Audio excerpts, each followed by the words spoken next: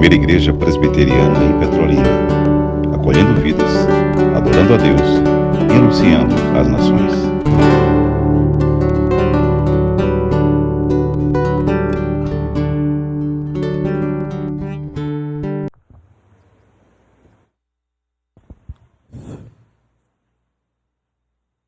Não a nós, Senhor, não a nós, Senhor, mas ao Teu nome dai glória. Como é bom estarmos aqui mais uma vez. Como é bom estarmos aqui neste dia que é o dia do Senhor. Como é bom estarmos aqui como povo do pacto, povo da aliança. E agora vamos ouvir a voz do Deus do pacto. O único Deus que subsiste em três pessoas: o Pai, o Filho e o Espírito Santo. Abramos a Escritura Sagrada, meus irmãos e minhas irmãs, na carta de Deus aos Efésios, pois a série continua sendo Efésios, a saga de uma igreja gloriosa. O primeiro capítulo, a partir do versículo 15, carta de Deus aos Efésios. Atentem, a carta é a carta de Deus, e na tradição bíblica e reformada, nós aprendemos que o soberano Senhor já fala com a sua igreja a partir da leitura da palavra. Por isso que nós oramos antes mesmo da leitura. Então vamos lá para a Vox Dei, vamos ouvir a voz de Deus. O primeiro capítulo, agora a partir do versículo 15. O sermão desta noite terá como base apenas os versículos 15 e 16, porém, leremos até o último versículo, que é o versículo 23. Assim se encontra o texto. Observem. Por isso também eu, diz o apóstolo Paulo, tendo ouvido a fé que há entre vós no Senhor Jesus e o amor para com todos os santos, não cesso de dar graças por vós, fazendo menção de vós nas minhas orações. Isso é muito lindo, Duda. E o texto prossegue agora. Para que o Deus de nosso Senhor Jesus Cristo, agora os motivos de oração, os seus pedidos, para que o Deus de nosso Senhor Jesus Cristo, o Pai da glória, vos conceda espírito de sabedoria e de revelação no pleno conhecimento dele. Iluminados os olhos do vosso coração, para saberdes qual é a esperança do seu chamamento, qual a riqueza da glória da sua herança nos santos, e qual a suprema grandeza do seu poder para com os que cremos, segundo a eficácia da força do seu poder. Tiago, o qual exerceu ele em Cristo, ressuscitando dentre os mortos, e mais do que isso, fazendo-o sentar à sua direita nos lugares celestiais, acima de todo principado e potestade e poder e domínio. Isso é muito lindo. E de todo nome que se possa referir, não só no presente século, mas também no vindouro. E pôs todas as coisas debaixo dos pés, e para ser o cabeça sobre todas as coisas, o deu à igreja, a qual é o seu corpo, a plenitude daquele que a tudo enche em todas as coisas. Louvado seja o Senhor. Meus amados irmãos e irmãs, do versículo 3 ao versículo 14 desse primeiro capítulo, já dissemos aqui deste púlpito que nós temos uma doxologia paulina. Nós temos um ato de adoração que o apóstolo Paulo compartilha conosco. É isso que ele se encontra fazendo, do versículo 3 ao versículo 14, do primeiro capítulo dessa carta, a carta de Deus aos Efésios. Ele se encontra adorando. Lembremos-nos, pois, que logo no versículo 3, ele inicia a carta fazendo o quê? Bendito o Deus e Pai de nosso Senhor Jesus Cristo. E aí ele prossegue.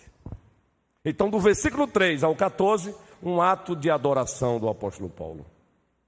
E nesse ato de adoração do apóstolo Paulo, como já pregamos aqui, nós temos as bases de sustentação da existência da igreja. Nesse ato de adoração do apóstolo Paulo, ele acabou deixando para nós, eu vou repetir, as bases de sustentação da existência da igreja. E a partir dessas bases de sustentação, nós não nos calamos diante daqueles que tentam dizer que a igreja é facultativa, que congregar hoje é relativo, é desnecessário. Ser membro de igreja local é coisa de homens. Não. Do versículo 3 ao 14, nessa doxologia paulina, nesse dia de adoração, ele compartilha conosco base de sustentação. E do versículo 3 até o versículo 6, já pregamos aqui, nós temos o amor eletivo de Deus, o Pai. Do versículo 7 até o versículo 12, nós temos o amor sacrificial do Deus, o Filho, Jesus Cristo, que é plenamente homem, plenamente Deus, uma só pessoa.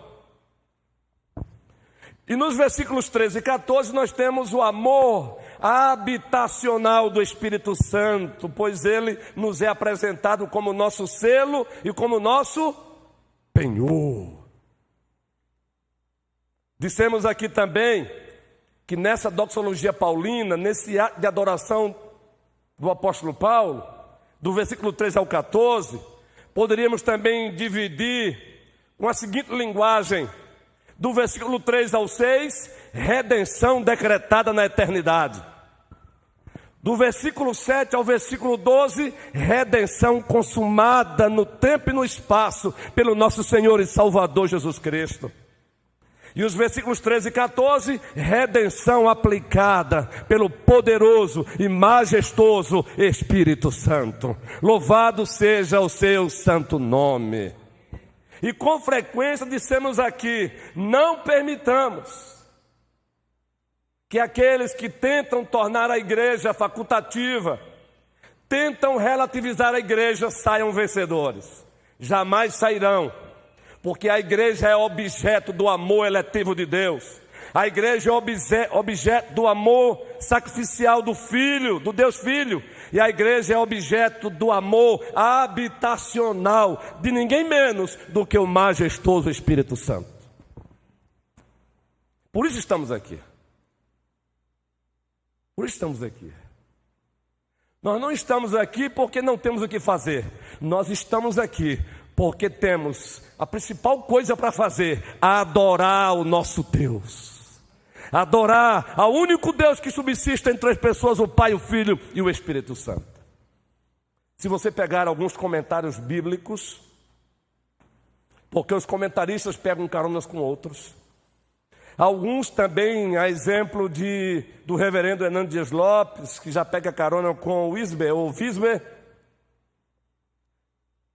Você vai também buscar William Hendricks, que são servos de Deus, que Deus levantou para municiar os pastores com bons comentários. E tantos outros comentários. O próprio João Calvino tem um comentário da carta aos Efésios. Alguns autores vão chamar o versículo 3 até o 14, que é essa doxologia paulina, eles vão descrever, sabe como? Nesse texto da palavra, a igreja é descrita como o povo mais rico da terra. Linguagem linda essa, não é? Do versículo 3 ao versículo 14, alguns descrevem que nesse texto aí, o apóstolo Paulo, impelido pelo Espírito Santo, Fátima, está descrevendo a igreja como o povo mais rico da terra. E essa é uma verdade. Nós somos o povo mais rico da terra. Só que essa riqueza, ela não consiste nos bilhões, nos trilhões, de acordo com as moedas, seja a moeda nacional real, seja a moeda europeia, o euro, seja a moeda mundial, que é o dólar, seja o peso argentino. Essa riqueza, os bilhões, os trilhões dos bilionários não podem comprar. Deus o Pai, no Filho Jesus Cristo e pelo Espírito Santo Ele nos deu. E ninguém arrancará essa riqueza de nós.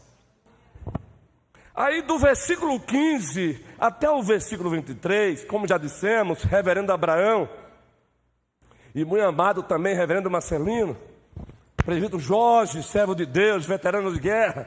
Do versículo 15 até o versículo 23, alguns comentaristas vão chamar esse texto aí, esse trecho aí didaticamente, vão dizer que Paulo está descrevendo a igreja como o povo mais poderoso da terra. Se do versículo 3 ao 14 a igreja nos é apresentada também como o povo mais rico da terra, do versículo 15 ao 23 a igreja nos é apresentada também como o povo mais poderoso da terra.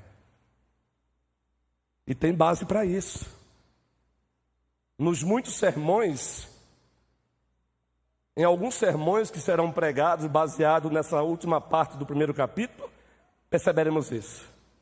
De fato, a igreja é o povo mais poderoso da terra. Esse poder não é inerente à própria igreja. Esse poder não é um poder intrínseco à igreja, mas é um poder que a igreja usufrui. Esse poder é o poder de ninguém menos do que o poder do Deus Todo-Poderoso. O mesmo Deus que se apresentou a Abraão, lá em Gênesis, disse: Abraão, eu sou o Deus Todo-Poderoso, anda na minha presença e seja perfeito, seja maduro, cresça. Eu sou o Deus Todo-Poderoso. E esse poder está à nossa disposição, e nós vamos elucidá-lo um pouco mais, trabalhar um pouco mais nos próximos sermões. Mas que fique claro isso. Se do versículo 3 ao 14 a igreja nos é apresentada como o povo mais rico do mundo, o povo mais rico da terra, dos versículos 15 ao 23, Juan, também podemos trabalhar esse texto com essa descrição em mente. A igreja é o povo mais poderoso da terra. Agora observem, aqui do versículo 15, do 3 ao 14, nós temos um ato de adoração do apóstolo Paulo. Do versículo 15 ao 23, nós temos uma oração paulina, que não deixa de ser também um ato de adoração. Nós adoramos também orando. Nós adoramos também rendendo graças. Nós adoramos com cânticos. Nós adoramos com os nossos dízimos e as nossas ofertas. Nós adoramos lá fora, apresentando uma liturgia em forma de vida, socorrendo os necessitados, imitando os bons samaritanos. Nós adoramos quando paramos e damos atenção àquele digno trabalhador que nós chamamos de gari, e não transformamos eles em pessoas invisíveis. Nós adoramos quando damos bom dia, não apenas aos ricos, mas também aos pobres. Nós adoramos também quando oferecemos o mesmo amor a todos. Nós adoramos. Mas didaticamente, do 3 ao 14, aqui nós temos um ato de adoração do apóstolo Paulo, o que nós chamamos tecnicamente de doxologia. Do versículo 15 ao 23 é uma oração do apóstolo Paulo. Ele está compartilhando conosco uma oração dele. E ele compartilha o conteúdo dessa oração. Davi, você quer aprender a orar? Leia também as orações que o apóstolo Paulo compartilhou conosco. João, você quer aprender a orar? Ser um garoto de oração. João, você sabia que João o Batista, já no ventre da mãe dele, nos é apresentado um texto narrativo que diz que já no ventre da sua mãe, Ele se estremeceu, porque se aproximou dele uma mulher chamada Maria, que já carregava no seu ventre aquele que é plenamente homem e plenamente Deus, Jesus Cristo. João, se sinta inspirado por isso, João. Davi no plural, garoto. Você entende, Davi? Quer aprender a orar, Davi? Leia essa oração do apóstolo Paulo. Peça para papai André, peça para a mamãe Vitória Albuquerque explicar para você. Hoje não, que depois vou chegar lá cansadinho, mas outro dia, durante a semana, explica para mim, papai, essa oração do apóstolo Paulo que está aqui. Efésios, 1º capítulo, versículo 15 a 23, papai. Me ensina aí. Agora observem. É nessa oração do apóstolo Paulo, muito especialmente os versículos 15 e 16, que nós extraímos o seguinte tema. Lília, Tiago, o Tiago que mora lá em Juazeiro. Que tema, pastor? Então observa aí, Arthur. Nos versículos 15 e 16, que é uma oração do apóstolo Paulo compartilhada conosco, Thaís, nós temos elementos com os quais, observem, elementos com os quais se identifica o povo que é objeto das decisões e ações redentoras de Deus. Nos versículos 15 e 16, nós temos dois elementos usados para se identificar o povo que é objeto do amor eletivo de Deus. Do versículo 3 ao 6. Nos versículos 15 e 16, nós temos dois elementos que são usados para identificar, para detectar o povo que é objeto do amor sacrificial do Filho, Jesus Cristo. Efésios 1, 7 a 12. Nos versículos 15 e 16, Flávia e Marcelo, nós temos dois elementos importantíssimos para se detectar, para se identificar, para se perceber o povo que é objeto do amor habitacional do Espírito Santo. Ora, do versículo 3 ao 14, Paulo nos apresenta essas bases de sustentação da igreja. Ele diz que a igreja é objeto do amor eletivo do Pai, Deus o Pai. A igreja, ela é objeto do amor sacrificial do Filho, Jesus Cristo. Ele nos diz que a igreja é objeto do amor habitacional do Espírito Santo, pois ele nos é apresentado, Manuel, amigo de Juan, ele nos é apresentado como selo e como penhor, garantia. Tudo bem, beleza, mas na prática, como é que eu posso identificar esse povo? Nem tudo que reluz é ouro. Onde eu posso encontrar essa igreja? Essa igreja que é objeto do amor eletivo do Deus Pai, Guilherme. Essa igreja que é objeto do amor sacrificial do Deus Filho, Jesus Cristo. Presbítero Adualdo. Onde eu posso encontrar essa igreja? Como eu posso encontrá-la? Como eu posso identificá-la? Como eu posso encontrá-la? Como eu posso detectá-la? Essa igreja que é objeto do amor habitacional do Espírito Santo. Aí o apóstolo Paulo, nessa oração, muito especialmente nos versículos 15 e 16, ele nos oferece dois elementos, os quais podem ser usados para detectar. Vamos para o primeiro, Daniel? Daniel e sua linda família. Vamos para o primeiro? O que é que diz aí os versículos 15 e 16? Está com a Bíblia aberta? Pense, se você quer pregar um sermão textual, pense num desses textos aqui que te oferece o sermão prontinho. Pelo menos os pontos do sermão. O sermão textual, você encontra os pontos do sermão no texto. E tem textos que são explícitos, claros demais.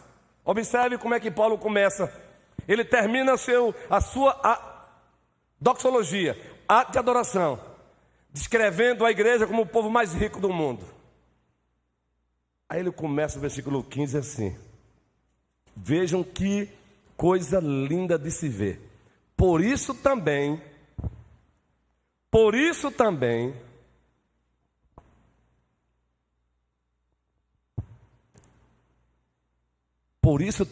eu,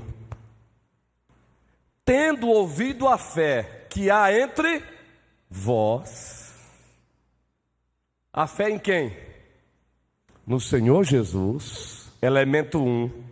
Elemento 2, e o amor para com todos os santos.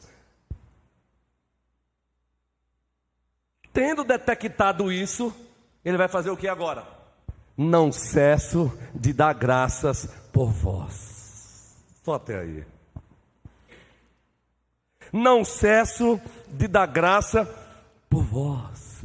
Paulo olha para a igreja em Éfeso e diz: eu vejo em vocês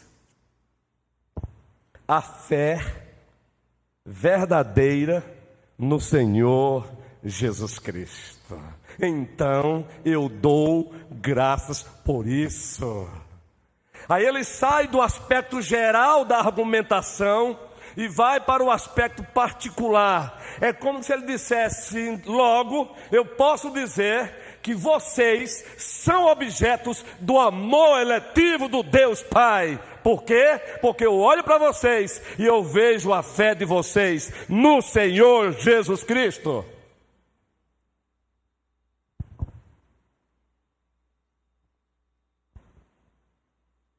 Eu olhei para vocês e eu posso afirmar, de fato, vocês são objetos do amor sacrificial do Filho. Vocês foram alcançados pela redenção consumada. Por que, Paulo? Porque eu olhei para vocês e eu vi, e eu tenho visto a fé de vocês no Senhor Jesus Cristo. Eu olho para vocês e eu posso afirmar, Asaf querido, eu posso afirmar que de fato vocês são recipientes do amor habitacional do Deus Espírito Santo. Como, Paulo? Como você pode afirmar que nós somos esse povo? Porque eu olho para vocês e eu vejo que vocês têm fé no Senhor Jesus Cristo. Aí, meus amados irmãos, quem já passou pelo curso de catecúmenos, para aqueles que estão nos visitando, é o curso que nós apresentamos aos novos convertidos. Já aprenderam aqui o estudo sobre a fé.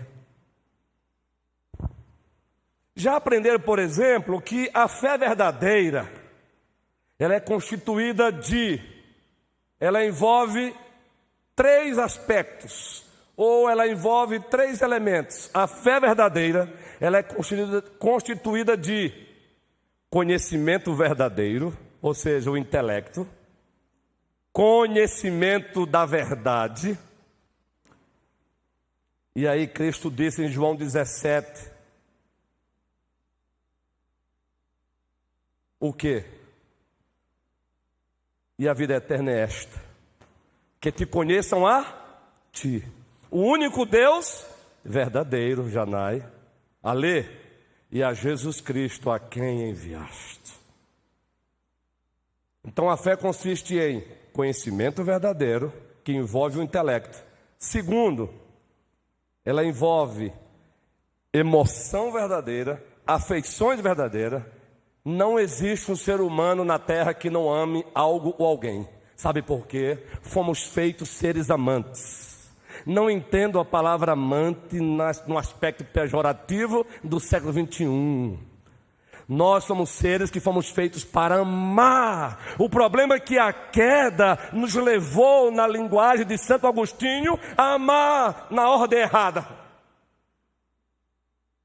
Por isso, quando perguntam a Jesus Cristo qual é o maior mandamento da lei, aí o perfeito mestre, o Logos de Deus, aquele que armou a sua tenda entre nós, disse: amarás o Senhor teu Deus de todo o teu coração, de toda a tua alma e de todo o teu entendimento.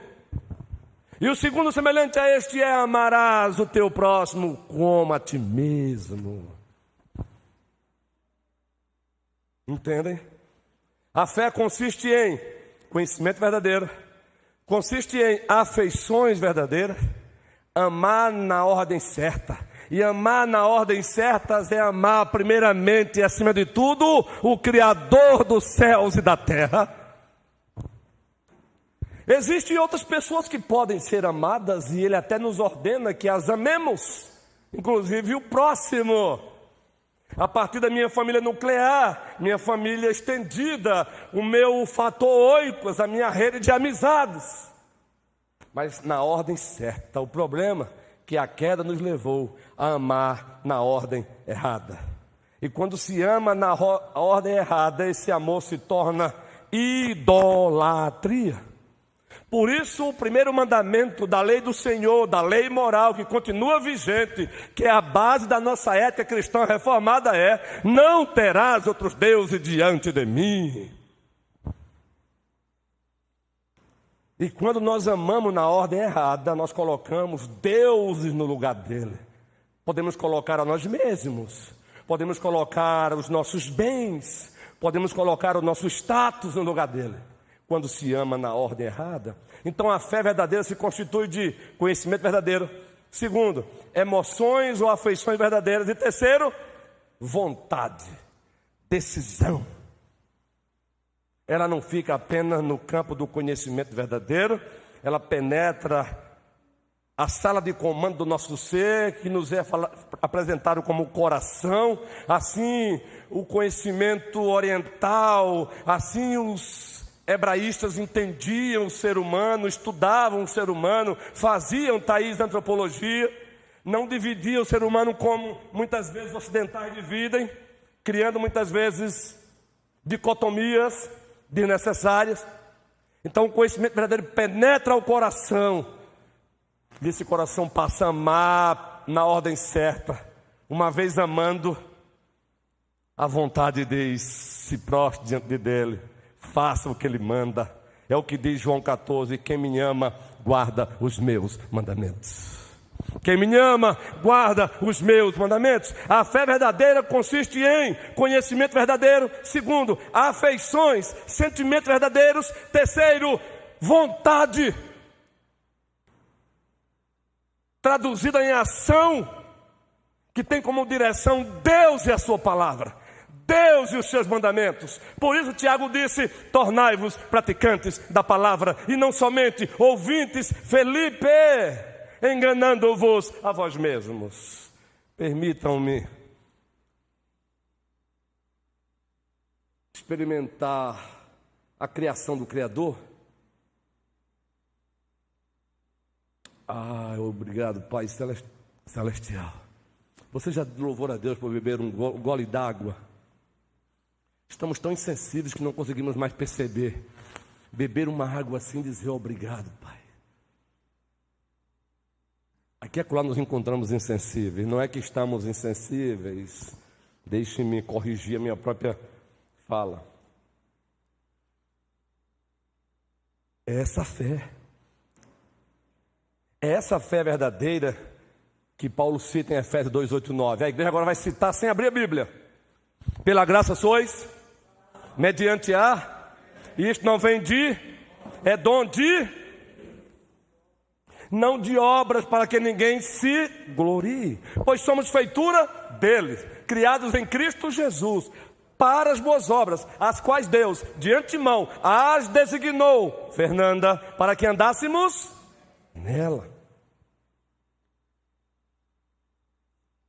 Agora observa o que Paulo diz em Efésios 1,13. Volte um pouquinho o texto, porque ele já dá uma pista aqui dessa fé. Como é que ela se manifesta no tempo e no espaço? Ele vai falar do amor habitacional do Espírito Santo.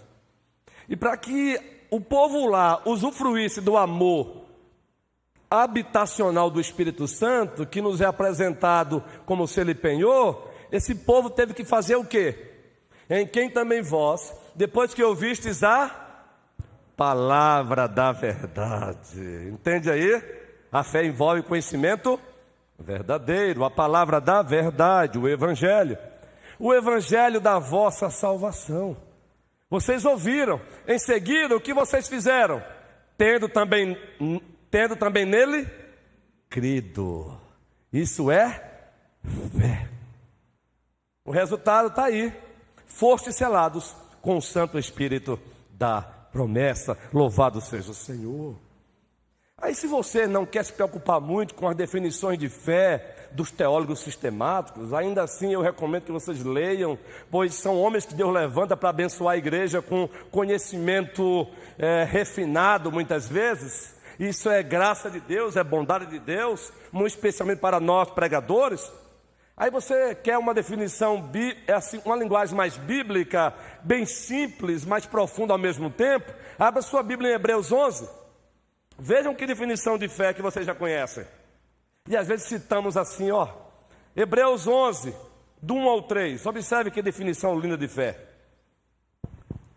A igreja toda, no ato de adoração, em uma só voz. Vamos lá. Ora, a fé é a certeza de coisas que se esperam, a convicção de fatos que se não vê. Louvado seja o Senhor. Pois pela fé os antigos obtiveram bom testemunho. E o texto prossegue.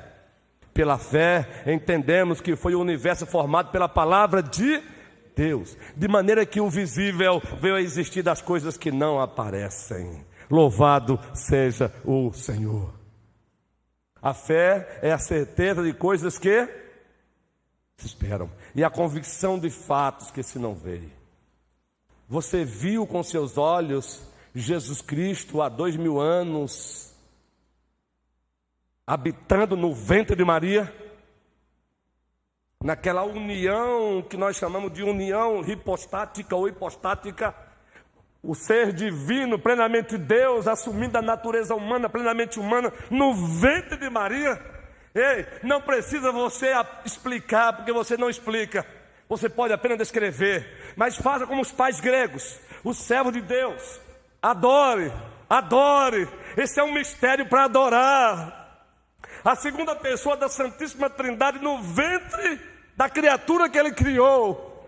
A segunda pessoa da Santíssima Trindade transformou o ventre de Maria num santuário. Isso é para adorar, isso é para adorar, isso é para adorar.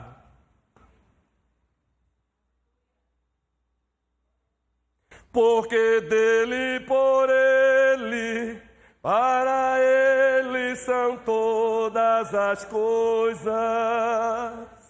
Porque dele, por ele, para ele são todas as coisas. Aí eu tirei alto demais, não é? Mas dá.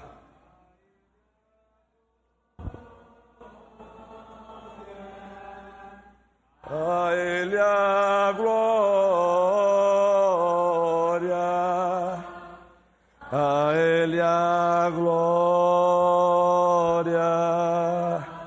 a sempre, amém. Você não viu, mas você crê, porque Deus levou você a crer. Pela graça sois salvos mediante a fé. Isso não vem de nós, não vem de vós, é um presente de Deus, é um dom de Deus. Você estava lá quando ele se deixou ser pendurado no madeiro, sangrando, sentindo a dor não apenas dos cravos, mas a dor da ira do próprio Deus Pai, punindo no nosso lugar, sofrendo o inferno que éramos para sofrer. E quando ele diz Eli, Eli, lama sabachthani, Deus meu, por que me desamparaste? Ele não está encenando, ele não está brincando, não são apenas os pregos, mas é o cálice da ira de Deus derramada sobre ele. Então, quando você for tentado no dia do Senhor, por razões não legítimas, a ficar em casa e não congregar, lembre-se do Eli. Eli, lama sabactane, Deus meu, por que me desamparaste? E lembre-se que Ele fez isso no teu lugar. Aí você sacode a poeira do esmorecimento. Aí você faz coro com o salmista e diz: alegrei-me quando me disseram, vamos à casa do Senhor. Isso é fé. Como identificar o povo que é objeto do amor eletivo do Deus Pai? Como identificar o povo que é objeto do amor sacrificial do Filho, do Deus Filho, Jesus Cristo? Como identificar o povo que é objeto do amor habitacional do Espírito Santo? Fé. Aí Paulo olha para o povo de Éfeso, para a igreja e diz: eu vejo que vocês têm fé. Não é fé na fé, fé no Senhor Jesus Cristo. Ele que é o rei desta nação, como cantamos há pouco.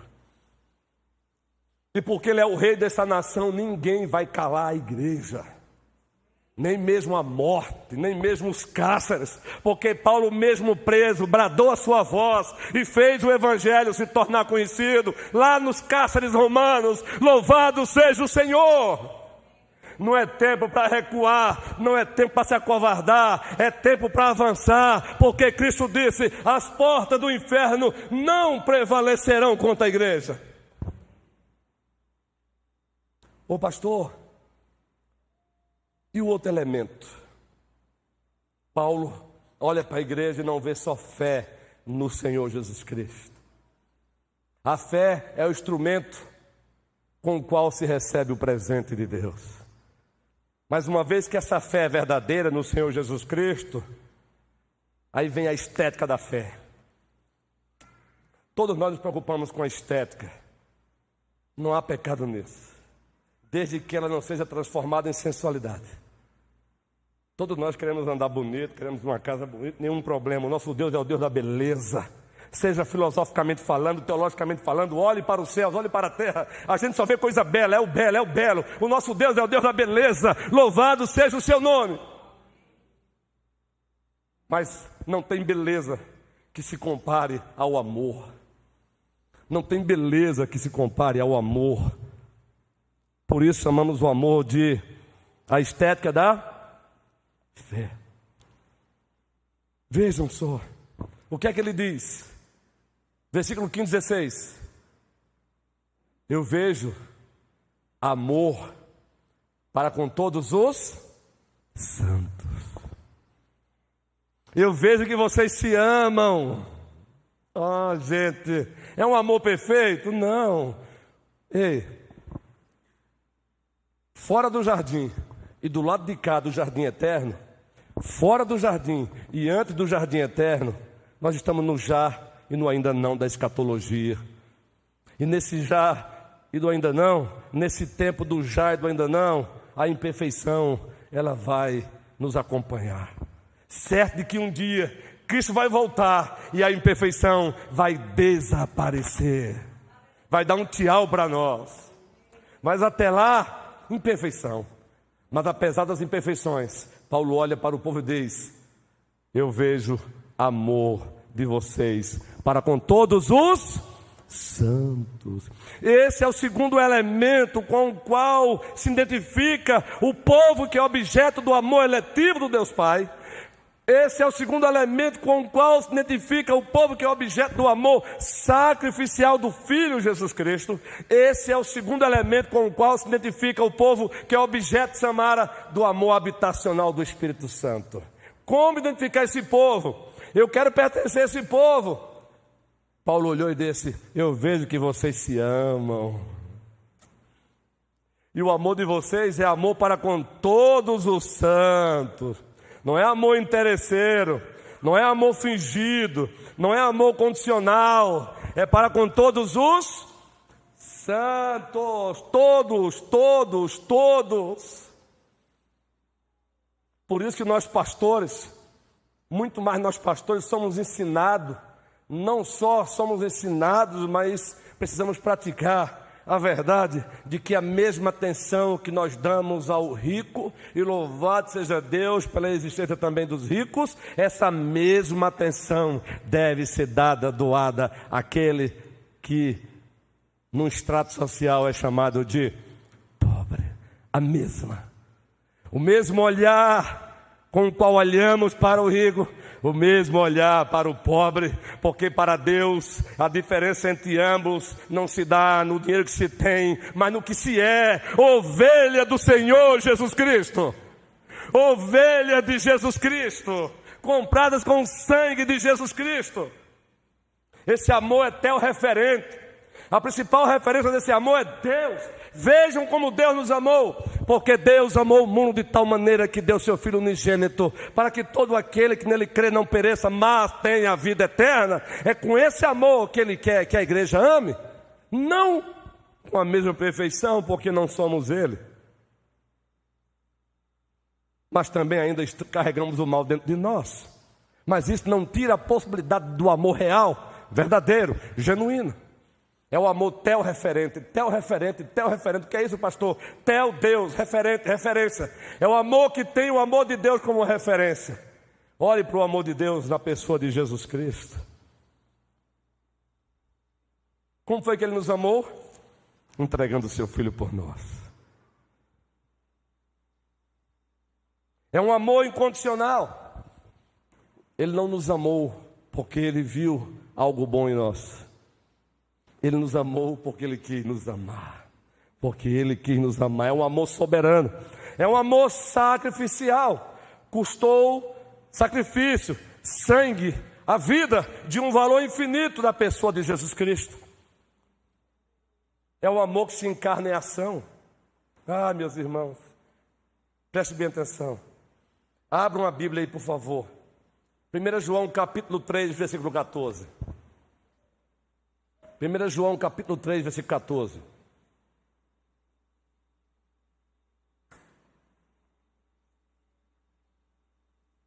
Observe esse texto. Vejam só. Nós sabemos que já passamos da morte para... Como é que sabemos que já passamos da morte para a vida? Gente, João é fenomenal. Ele é fenomenal porque ele escreveu essa carta por alguém que é incomparavelmente fenomenal, o Espírito Santo. Nós sabemos que já passamos da morte para a vida. É como se alguém perguntasse, como assim? Como saber que já passamos da morte para a vida? Aí ele vai responder agora. Por quê? Por quê? Porque amamos os irmãos. Aquele que não ama, permanece na morte.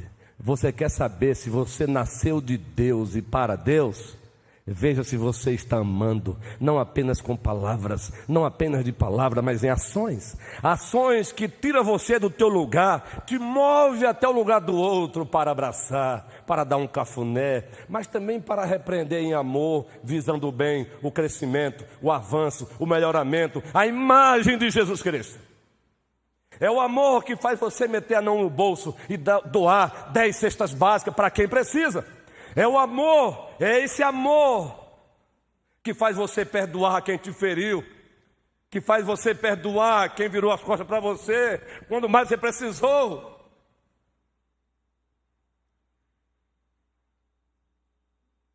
Um outro texto rapidinho, por favor. João 13:35, o Evangelho de Deus. João 13:35. Como identificar o povo que é objeto do amor eletivo de Deus? Que é objeto do amor sacrificial do Deus Filho? Que é objeto do amor habitacional do Espírito Santo? Está aí. Fé e amor. Amor.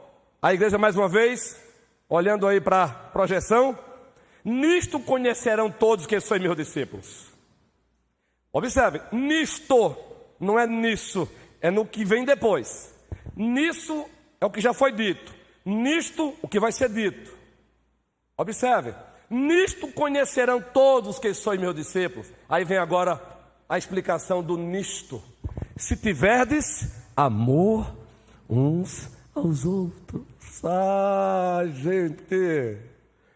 Presbíteros amados, prossigamos nos amando com esse amor. Como é bom trabalhar com vocês. Está sendo uma bênção trabalhar com os senhores. Cada um com as suas características, com as suas peculiaridades, com os seus níveis de zelos, mas está sendo uma bênção trabalhar com os senhores. Mas para que a gente continue nesse trabalho agradável que está sendo, não significa que não vamos enfrentar batalhas para frente, aí vamos, mas juntos. Mas para que isso continue, esse amor tem que perdurar em nós. Esse amor tem que perdurar em nós. Eu já ia falar Denise, mas Denise não está aqui. Se ela estiver escutando, hein, Denise? É uma ovelha da igreja aqui, muito querida, muito amada, pioneira aqui, uma das pioneiras. Você entendeu agora? Para fechar, abra sua Bíblia. 1 João capítulo 2, versículo 10. Um discípulo verdadeiro é identificado pelo amor.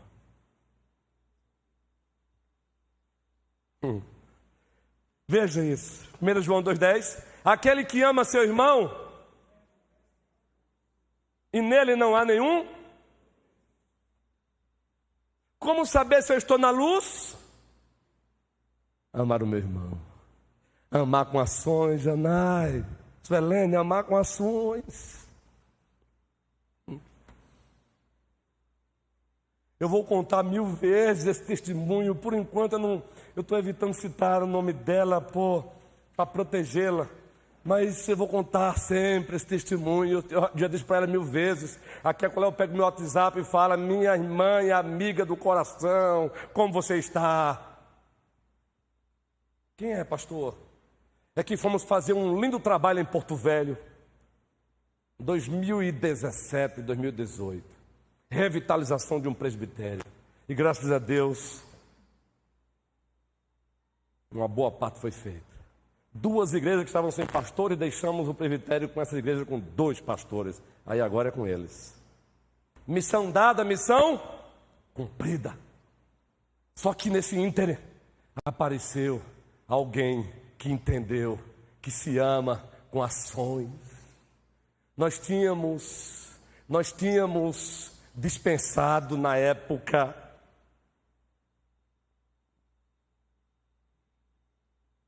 um certo valor que recebíamos da igreja que pastoreamos por 12 anos de bênção. E fomos. Apareceu essa santa que não tinha intimidade conosco e via outro pastor desse: eu quero ajudar esse casal. Porque esse casal deixou a terra deles, deixou aquele litoral pernambucano lindo e veio expressar amor por nós aqui. E aí eu imaginei que fosse ser, não é? Amém, bênção. De repente, ela está pedindo sua conta. Aí veio o primeiro depósito. Aí eu fiz: não. Será que ele errou? A gente pode errar. Eu fico preocupado. Uma vez uma irmãzinha na Grande Recife fez uma oferta para mim, guerreiro, que eu fiquei preocupado. Eu liguei para ela: não foi um erro da senhora, não? Não, porque de repente podia ser um erro. Aí eu me empolgava, gastava o dinheiro. Eita, pastor, eu errei. E agora? Não é sério. E tem que ser honesto também, não é? Eu perguntei para a irmãzinha: é isso mesmo, meu irmão? Ela disse: é, meu pastor. Usufrua com a sua esposa. Aí ela não botou o dinheiro. Eu pensei que ia ser só um mês.